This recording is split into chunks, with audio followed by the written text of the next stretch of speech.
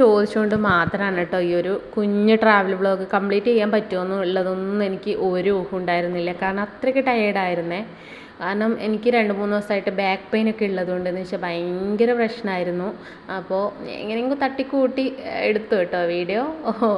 അപ്പോൾ വീട്ടിലാകുമ്പോഴെന്ന് വെച്ചാൽ നമ്മൾ ജോലിയൊക്കെ ചെയ്ത് ഭയങ്കര ടയേർഡായി. കാരണം 6 മണിക്കുള്ള ട്രെയിനിന് നമ്മൾ 3 മണിക്ക് എഴുന്നേറ്റ് ഫുഡൊക്കെ റെഡിയാക്കിയിട്ടാണ്. ഫുഡ് എല്ലാ പ്രാവശ്യവും വെള്ളമടക്കം കൊണ്ടുപോകും. കാരണം ട്രെയിനിലത്തെ ഫുഡ് ഒരു വക വായിൽ വെക്കാൻ കൊള്ളത്തില്ല.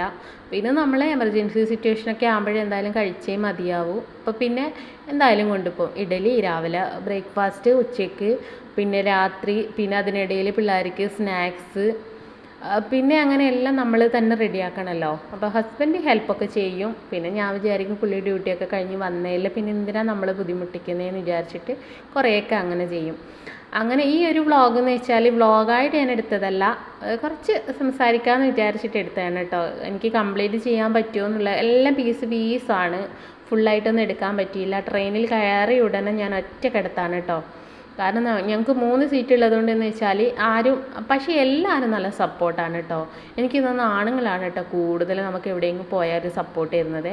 കാരണം ഞങ്ങളുടെ അടുത്ത് തന്നെ ഒരു ചേട്ടനാണ് ഉണ്ടായത്. അപ്പോൾ പുള്ളിക്ക് ഒരു കുഴപ്പമില്ല. പുള്ളി പറഞ്ഞു മാഡം റെസ്റ്റ് എടുത്തോളൂ എന്ന്.